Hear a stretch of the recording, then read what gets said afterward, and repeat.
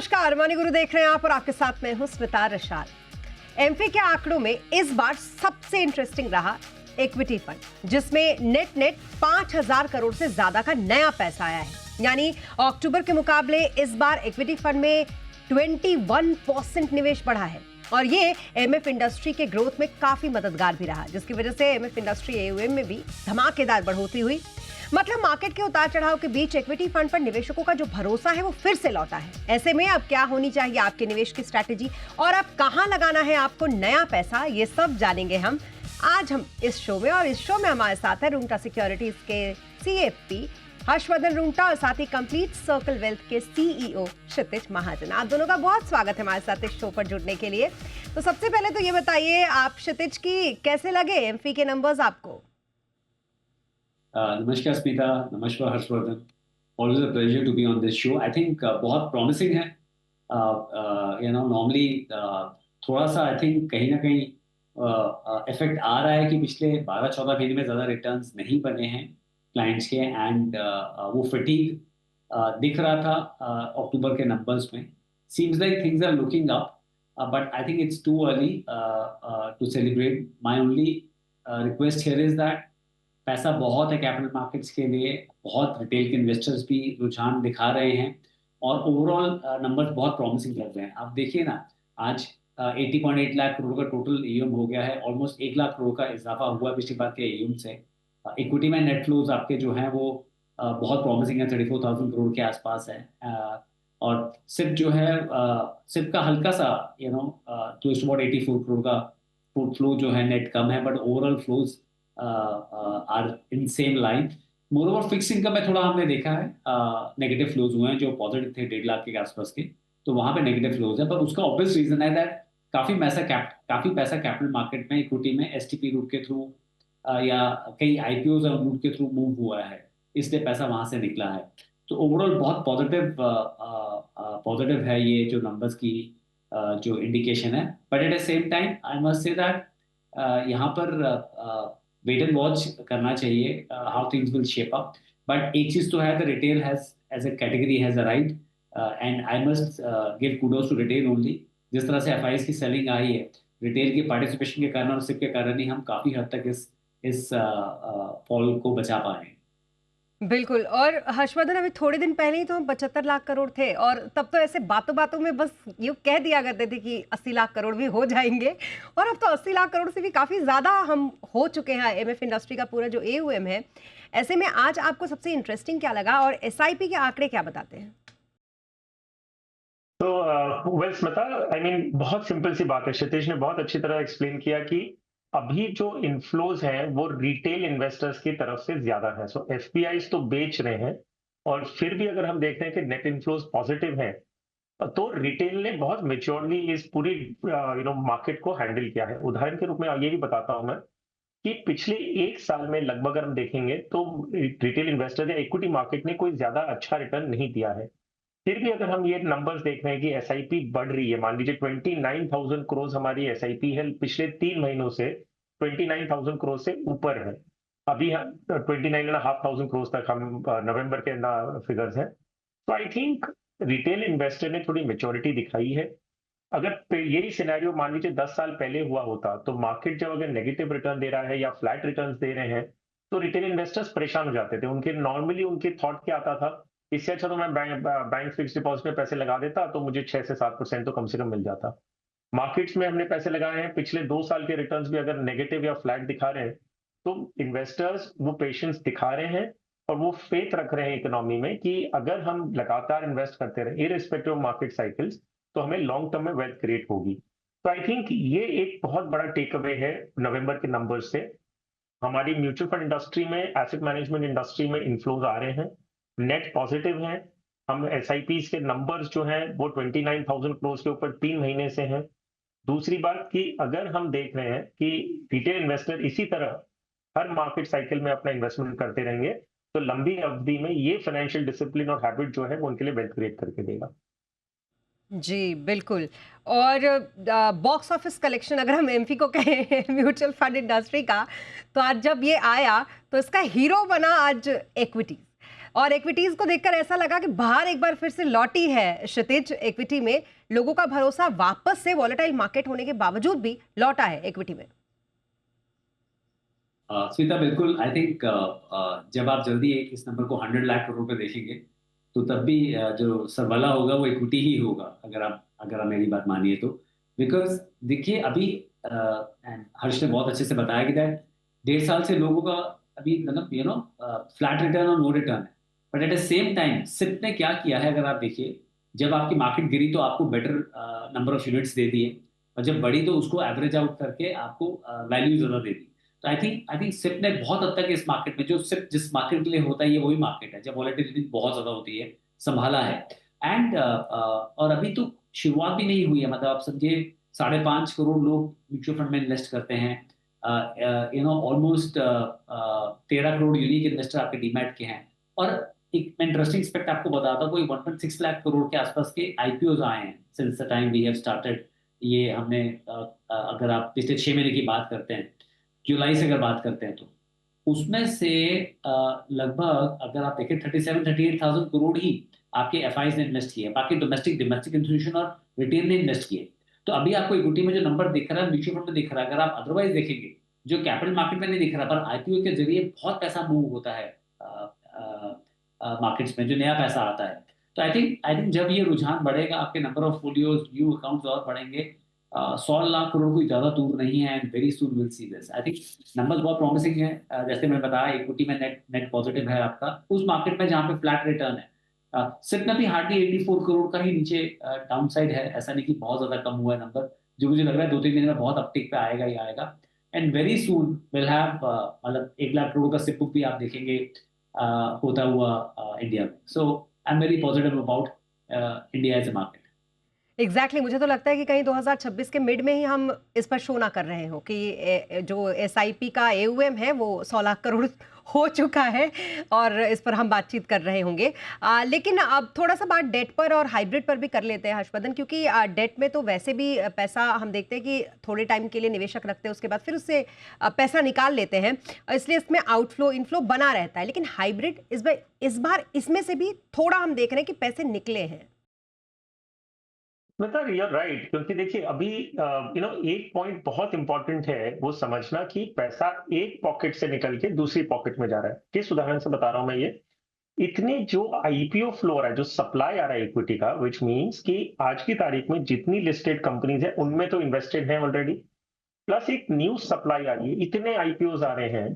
तो ये पैसे जो आईपीओ में सब्सक्राइब कर रहे हैं वो आ कहां से रहे हैं? तो वो ये है कि या तो वो इन्वेस्टर्स कोई शेयर्स बेच के, एक एग्जिस्टिंग इक्विटी बेच के वो आईपीओ में अप्लाई कर रहे हैं, या वो डेट में से निकल के इक्विटी में अप्लाई कर रहे हैं, या वो फिक्स डिपॉजिट लिक्विडेट करके इक्विटी में इन्वेस्ट कर रहे हैं, या हाइब्रिड।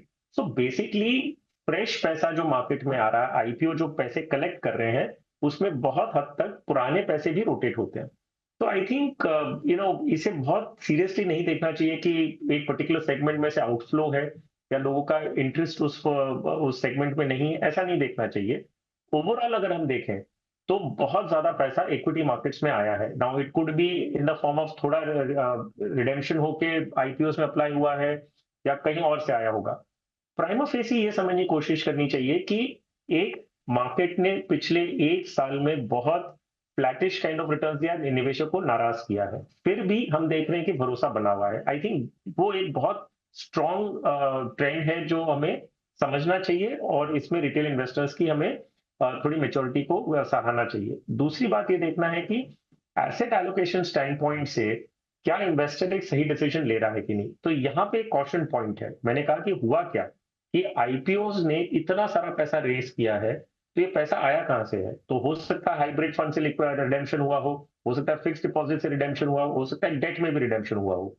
तो ये जो है, ये डेट और हाइब्रिड से पैसा इक्विटी की तरफ चला गया। तो ठीक है, अगर आपने सिर्फ लिस्टिंग गेन्स या ऐसी कोई एलोकेशन स्टैंड पॉइंट से टैक्टिकल एलोकेशन आईपीओ में किया तो अलग बात है। लेकिन आप अगर अपना एसेट एलोकेशन प्लान चेंज कर रहे हैं, ये देखते हुए कि न्यू एज कंपनीज आ रही है, मुझे इन कंपनियों में आईपीओ में अप्लाई करना है, तो आई थिंक वहां पे थोड़ा आपको कंसर्न हो दिखाना चाहिए, और वहां पे थोड़ा अटेंशन देना चाहिए कि क्या मैं अभी सिर्फ एक फ्लो में आईपीओ में इन्वेस्ट कर रहा हूं और उसकी वजह से मैं अपना हाइब्रिड या डेट एलोकेशन को डिस्टर्ब कर रहा हूं। अगर वैसी कोई सिचुएशन है तो इन्वेस्टर्स को बहुत केयरफुली इस डायरेक्शन में सोचना चाहिए और ये स्टेप नहीं लेना चाहिए। तो I think that's the only outcome जो हम समझने की कोशिश करेंगे। ठीक है, हाइब्रिड में थोड़ा प्रेशर रहा है या डेट में से लिक्विडिटी या रिडेम्पशन हुआ है, नेट आउटफ्लो हुआ है, तो I think only and only अगर ये पैसा आपने अपने एसेट एलोकेशन प्लान को चेंज कर दिया because of some tactical reasons, तब कंसर्न का पॉइंट है। बिल्कुल, तो ये कंसर्न का पॉइंट तो है और उस पे थोड़ा और बात करते हैं क्योंकि क्षितिज, अगर आप एयूएम पर तो हम बहुत बुलिश हैं और आगे उसको हम ये देख रहे हैं कि बढ़ता ही जा रहा है, लेकिन अगर आप एमएफ इंडस्ट्री का इनफ्लो इस बार देखेंगे तो ये 32,755 करोड़ रहा, जो कि ये बताता है कि अक्टूबर के मुकाबले पैसा कम आया है ओवरऑल इंडस्ट्री में। ऐसे में जो आईपीओ का कंसर्न बता रहे हैं इस वक्त हर्षवर्धन, क्या आपका पॉइंट ऑफ व्यू भी यही कहता है, पैसा किस ओर शिफ्ट हुआ है? नहीं, मैं बिल्कुल सहमत हूँ हर्ष के साथ। हर्षवर्धन बिल्कुल सही बता रहे हैं। मैं सिर्फ ये बोलूंगा दैट हमारे पॉकेट रिटेल इन्वेस्टर की बहुत डीप है। सो हम 15-20% सेव करते हैं आज as a culture. It's a very rich culture जहाँ सिखाया जाता है वैल्यू ऑफ मनी और कैसे सेव किया जाए। तो अभी बहुत कम लोग हैं जो कैपिटल मार्केट्स में हैं। आप समझिए, यूएस का सबसे बड़ा बैंक जेपी मॉर्गन बैंक है, वो $3 ट्रिलियन का मार्केट कैप है, उसका बुक है उसका। सबसे बड़ा जो फंड हाउस है वो ब्लैक रॉक है, वो आपका 12 ट्रिलियन है। तो सबसे बड़ा फंड हाउस सबसे बड़े बैंक से 4 गुना है। इंडिया में सबसे बड़ा बैंक है एसबीआई, तो 64-65 लाख करोड़ के आसपास का उसका बुक है। सबसे बड़ा म्यूचुअल फंड हाउस है एसबीआई, 12 लाख। यहाँ सबसे बड़ा जो म्यूचुअल फंड है वो 1/5 साइज का है, वहां सबसे बड़ा म्यूचुअल फंड 4 टाइम है। तो अभी अभी कुछ हुआ ही नहीं है इस सब में। तो मैं कह रहा हूँ हमें कंसर्न नहीं होना चाहिए। And obviously there are opportunities थी पिछले मंथ में बहुत आईपीओज आए हैं जहां अपॉर्चुनिटीज थी, जहां लोगों ने इन्वेस्ट किया है। काफी पैसा उसमें से गोल्ड में भी मूव हुआ होगा, आई एम श्योर कि गोल्ड सिल्वर का ट्रेंड अच्छा था। So overall if you ask me, it should not be looked at as a concern कि नेट फ्लो इनफ्लो कम हुआ है। जहां क्लाइंट को पैसा अपॉर्चुनिटी दिखता है वहां वो पैसा जाता है, चाहे वो रियल एस्टेट में चला गया हो किसी का, या किसी कुछ स्पेसिफिक और एसेट क्लास में गया हो। But yes, overall trend is this that we are very less in terms of जो नंबर है जो लोग पार्टिसिपेट करते हैं म्यूचुअल फंड इंडस्ट्री में। जब वो नंबर ही अपने में बड़ा हो जाएगा, तो अभी 60.5 करोड़ पैन कार्ड आधार से लिंक है, आप समझिए वो आपकी मार्केट है जो इन्वेस्ट कर सकती है। तो आप 5.5-6 करोड़ पे हैं, तो there is huge scope for you to grow. So मेरा कंसर्न नहीं है, ना मैं वरीड हूं। मैं सिर्फ ये कह रहा हूँ दैट जो लोग मूव आउट करके आईपीओ पे जा भी रहे हैं एंड उसको वो बहुत सोच समझ के एलोकेट करें, बिकॉज इतना इजी मनी है नहीं जितना दिखता है। तो हर आईपीओ में पार्टिसिपेट करने से पहले समझिए उसका वैल्यूएशन क्या है, और अगर आप उसका लॉन्ग टर्म स्टोरी समझते हैं तभी उसमें जाए। अदरवाइज म्यूचुअल फंड एक बहुत सरलता से के साथ आपका पोर्टफोलियो ग्रो करता है, और अपनी रिस्क कैपिटल के हिसाब से आप कैटेगरी ऑफ फंड चुनें और आगे बढ़े। बिल्कुल, और सरप्राइजिंगली हर्षवर्धन, अगर आप देखेंगे तो ईटीएफ में इस बार पैसा कम आया। मतलब ईटीएफ तो वो एक तरीके से आप कह सकते हैं एक ऐसा डिश है जो आप बाद में खाना खा लो और उसके बाद थोड़ा सा वो भी खा लो। पिछली बार लोगों ने काफी ज्यादा खाया इसको, 2 टर्म से अच्छा खासा इसमें पैसा आया। इस बार ईटीएफ का हाल ऐसा क्यों रहा? तो well Smita, I really don't understand. मुझे नहीं समझ में आ रहा कि भाई ईटीएफ को लोगों ने क्यों इग्नोर किया है। सो आई डोंट नो, अगर इक्विटी इनफ्लोज आए हैं फंड में और इक्विटी ईटीएफ्स हैं तो ये डिफरेंस क्यों है? मतलब सो आई जस्ट थिंक एक ऑपरेशनल इश्यूज होंगे कि लोगों को ईटीएफ में for what ever operational reasons उन्हें डीमैट में नहीं चाहिए होंगे, वही कारण हो सकता है। So but I don't think ऐसा कोई स्ट्रक्चरल कोई इशू है जिसमें कोई इंसान अगर पहले ईटीएफ में पैसे लगा रहे थे, इक्विटी म्यूचुअल फंड में फ्लोज आया है। हम देखेंगे कि गोल्ड और सिल्वर में लोगों का बहुत ज्यादा रुझान था। ऐसा टाइम आ गया था कि सिल्वर फंड्स कई ऐसे थे जो जिन्होंने लमसम लेना बंद कर दिया था। तो अगर कोई शिफ्ट हुआ है फ्रॉम इक्विटी ईटीएफ्स में अगर कोई कम इनफ्लो आया है और इक्विटी म्यूचुअल फंड में ज्यादा आया है, आई डोंट थिंक मार्केट का अप्रोच से कोई इशू है। I think it is more to do with some operational issue, जो इन्वेस्टर्स या तो प्रेफर कर रहे होंगे कि म्यूचुअल फंड के रूट आए, या ईटीएफ्स को डायरेक्टली इक्विटी में कन्वर्ट कर दिया गया हो, या आईपीओ में वो पैसे यूज किए हो। आई थिंक वही एक उसमें से एक इंटरप्रिटेशन निकाल सकते हैं, और कोई इसमें लगता नहीं मुझे कि कोई टेक्निकल कारण है। ओके, और भी चीजें समझेंगे आपसे। यहाँ वक्त हो गया एक छोटे से ब्रेक का। ब्रेक के बाद बताएंगे कि अब इन्वेस्टमेंट की जो स्ट्रैटेजी है आपकी यहाँ से अब कैसी होनी चाहिए। रुकेंगे छोटे से ब्रेक।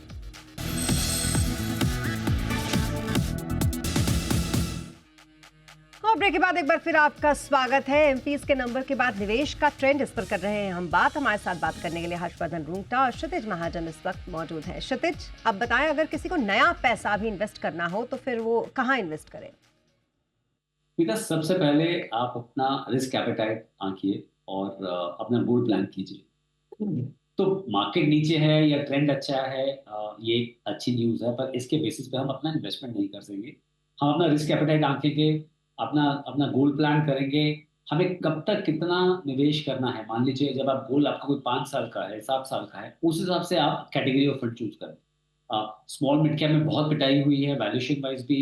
44 ट्रिलियन से कोई 32 ट्रिलियन पे आपका, 34 ट्रिलियन पे आपका मिड कैप है, और 32 ट्रिलियन से 28 ट्रिलियन पे आपका स्मॉल कैप है। बट स्टिल वो आज भी वो रिस्की एसेट क्लास है, क्योंकि अगर आप उसमें जाना चाहते हैं तो अपना जो लॉन्ग टर्म गोल है, 10 साल प्लस का गोल, उसको आप अलाइन करें। 7 साल तक के गोल के लिए आप एक फोकस फंड ले सकते हैं या मल्टी कैप फंड ले सकते हैं।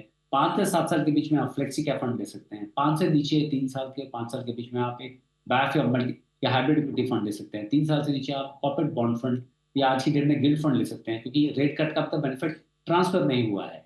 क्योंकि रेट कट तो हो गया सब 125 बिप्स, पर अब तक वो ट्रांसफर नहीं हुआ है। 10 ईयर आपका जो है अभी भी 6.4 के आसपास है, जबकि रेपो आपका 5.25 है। नॉर्मली गैप इसके बीच में 40-50 पैसे का होता है, तो वो भी ट्रांसफर नहीं हुआ है। और 2 साल से नीचे के लिए आप शॉर्ट टर्म फंड, 1 साल से नीचे आर्बिट्राज जो बाकी कैटेगरी के फंड आप ले सकते हैं। तो उस हिसाब से प्लान कीजिए आपको कब का पैसे चाहिए।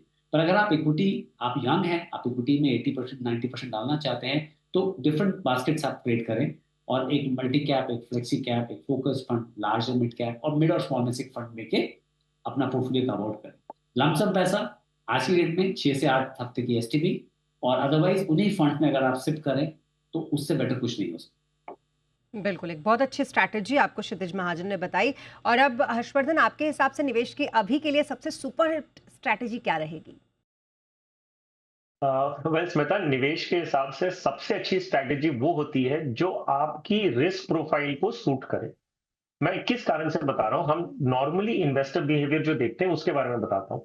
तो इन्वेस्टर बिहेवियर क्या होता है, जब कोई रिसेंट में कोई आपको कोई एसेट क्लास दिखेगा कि बहुत तेजी से रिटर्न्स दिए हैं, तो रिटेल निवेशक क्या करता है, उसे चेस करने लगता है। उदाहरण के रूप में गोल्ड एंड सिल्वर।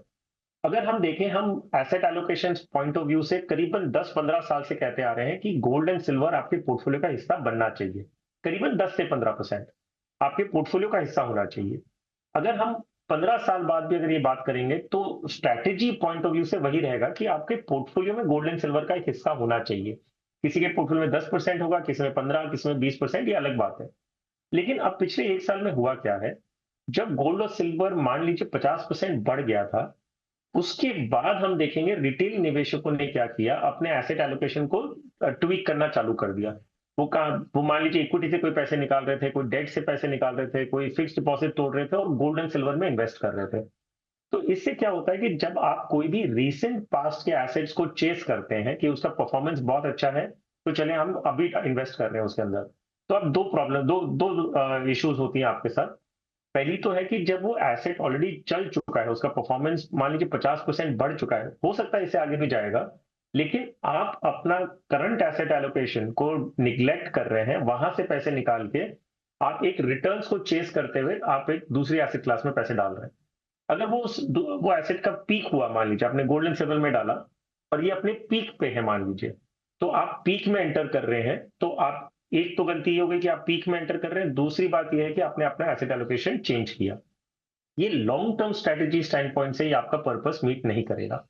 तो कोई भी अगर इन्वेस्टर आज की तारीख में इन्वेस्टमेंट करना शुरू कर रहा है या अपने पोर्टफोलियो को रिव्यू कर रहे हैं, कि आज वो रिव्यू कर रहे हैं कि हमें कुछ चेंजेस करने, तो क्या करें, तो बहुत केयरफुली आप ध्यान रखिए कि क्या आप ट्रेंड के पीछे भाग रहे हैं, कि क्या आप लॉन्ग टर्म अपना एक एसेट एलोकेशन प्लान के बेसिस पे वेल्थ क्रिएशन जर्नी पे है।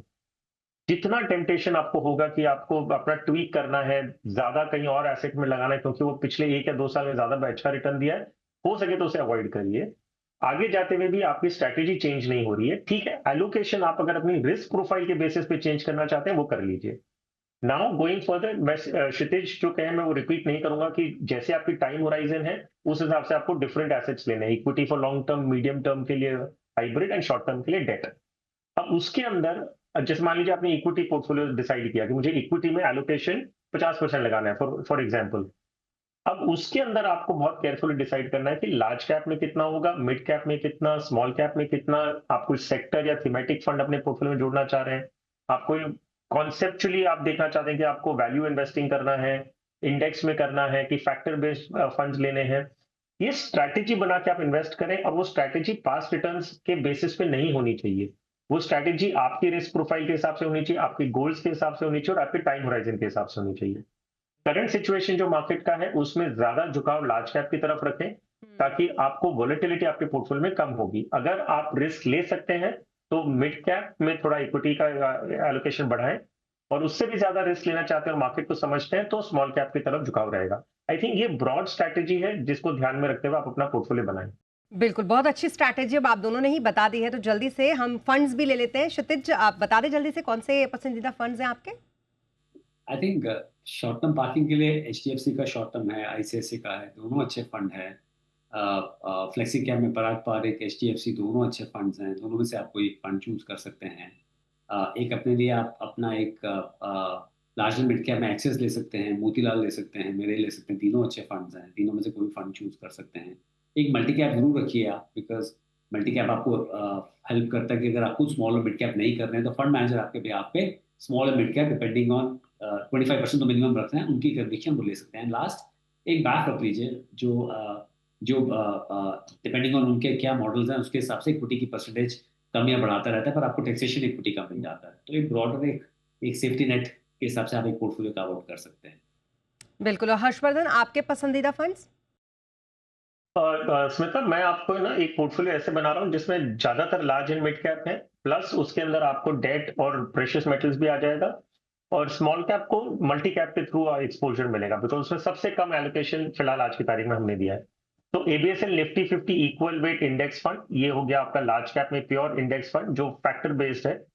पराग पारिक फ्लेक्सी कैप, बोलने के लिए फ्लेक्सी कैप है लेकिन मेजोरिटी एलोकेशन लार्ज कैप की तरफ ही है, लेकिन ये एक्टिव लार्ज कैप फंड की तरह आप ट्रीट कर सकते हैं। बहुत छोटा ऐसा इंटरनेशनल फंड में भी रह गया है, इंटरनेशनल इक्विटीज में, और बाकी मैंडेट अलाउ करता है फंड मैनेजर को कोई भी मार्केट सेगमेंट में इन्वेस्ट करने के लिए। निपॉन इंडिया मल्टी कैप, ये बेसिकली एक एलोकेशन है towards large mid and small cap, A compulsory allocation of 25% each, बाकी का आप फंड मैनेजर के डिस्क्रिप्शन पे इन्वेस्टमेंट रहेंगे। एक प्योर मिड कैप फंड दे रहा हूं क्योंकि हम इस सेगमेंट को अवॉइड नहीं कर सकते from a long term wealth creation stand point. उसमें White Oak Capital mid cap fund, और एक मल्टी एसेट फंड जैसे मैंने बताया उसमें इक्विटी, डेट, प्रेशियस मेटल सब आ जाएगा, वो है ICICI approve multi asset fund.